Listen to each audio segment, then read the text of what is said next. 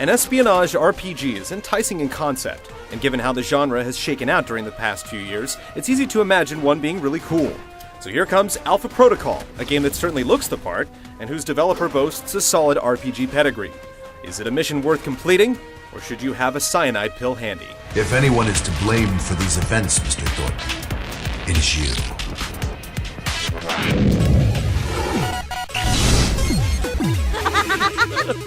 Fresh out of Langley, we had to wipe behind your ears before shipping you over. I think I've got potential, sir, and I'm anxious to prove We'll it. see. You're Agent Michael Thornton, a new recruit at Alpha Protocol, a super-secret government agency. Immediately, you're called on to get your hands dirty. You're to travel to Saudi Arabia and deal with a terrorist organization suspected of downing an airliner in the Middle East. Of course, things don't go smoothly. By the end of your Saudi sortie, you're a full-fledged rogue agent scouring the globe to unravel a conspiracy whose tendrils extend to the loftiest halls of power. Were you trying to find out what happened to your friends? Or were you after me? If Alpha Protocol is good at anything, it's telling a story that feels legitimately variable depending on where you go, when you go there, and how you talk to the contacts you meet there once you arrive. Whether you'd want to do so is one thing, but after you play through the story, you get the feeling that things would have turned out quite differently if you'd taken different approaches. You can ally yourself with pretty much every major player in the story, and one wrong decision can alienate a formerly stalwart supporter. Few games can match this level of narrative consequence. You're right. It's a long flight. Plenty of time to get your name and hotel room. Wow, you just come right out and say those kinds of things, huh? The story, replete with over-the-top conspiracies and peopled with numerous double and triple agents, is delivered well, with voice acting that's generally believable and a solid script. Taken on its own, it's variable enough to sustain multiple playthroughs. Whether you'd want to actually do so depends on how readily you can overlook the game's numerous flaws. I'll shoot as many people as I have to. Can you help me or not?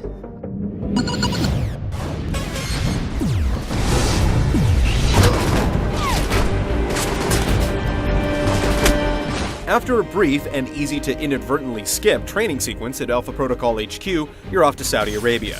The operation results in a botch regardless of what you do, but even this early on, you're allowed to make pretty far-reaching decisions regarding whom you ally with.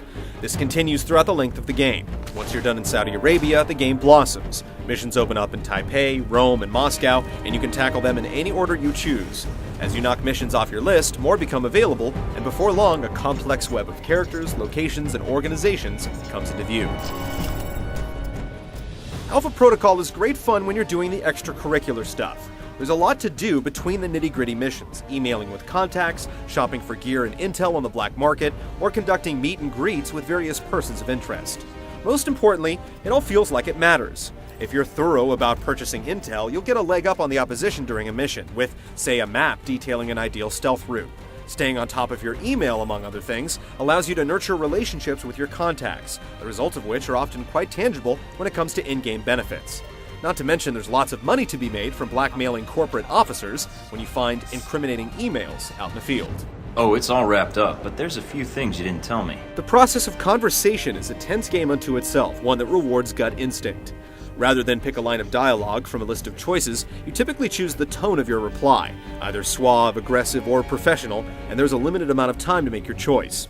Different characters will respond favorably to different approaches at different times, and they're not always easy to predict.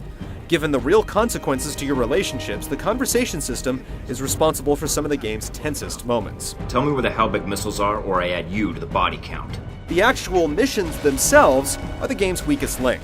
The best ones minimize the action in favor of dialogue sequences and minigames, but these are few and far between. Most of the time, it's all about fumbling through a labored facsimile of an action game while fighting against the game's weak mechanics and numerous technical shortcomings.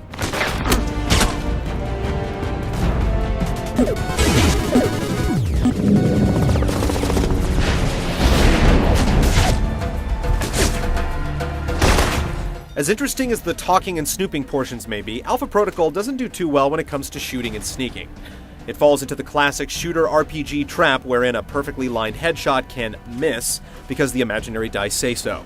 Sure, the underlying RPG mechanics may justify these odd behaviors, but when a game looks enough like a shooter, and Alpha Protocol certainly does, it should probably act like one, at least on these fundamental levels. If you're dead set on playing the game and want to minimize this sort of dissonance, specialize in assault rifles and don't look back. Avoid pistols like the plague. Depending on how you build your character, you can specialize in any number of things, but attempting to play the game without engaging in combat is a stretch. Some of the special powers that accompany deep specialization feel quite RPG-ish. A fully decked out stealth skill will enable absurd sequences of face stabs that can clear entire rooms.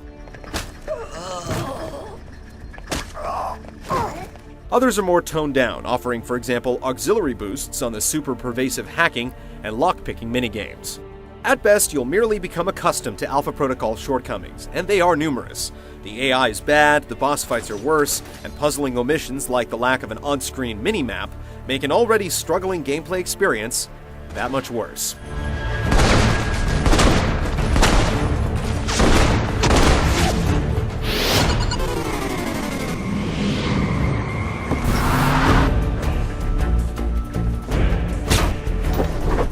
Some of the faces are well sculpted enough as to be believable, but that's as far as it goes for Alpha Protocol. Most everything about the game is roughshod and ugly. Textures have a habit of taking a while to load, and all manner of bugs and oddities occur with jarring regularity. The animation is also funky, notably Thornton sneaking, which you'll see a lot of. Perhaps not surprisingly, the voice work stands out as somewhat of a saving grace. There's some good performances here, which help prevent the presentation from being a total wash. Exactly how many diseases can I get from walking in this? Enough to make you useless to a woman.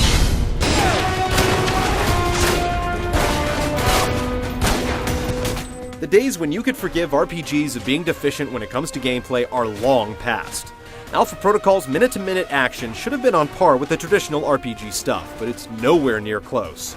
It's hard to recommend it to anybody but the most patient. If you've got a high threshold of tolerance for busted gameplay, the extracurricular stuff can redeem the experience, but that's a big if. You don't even know what I'm talking about, do you? This whole operation hasn't added up since the beginning.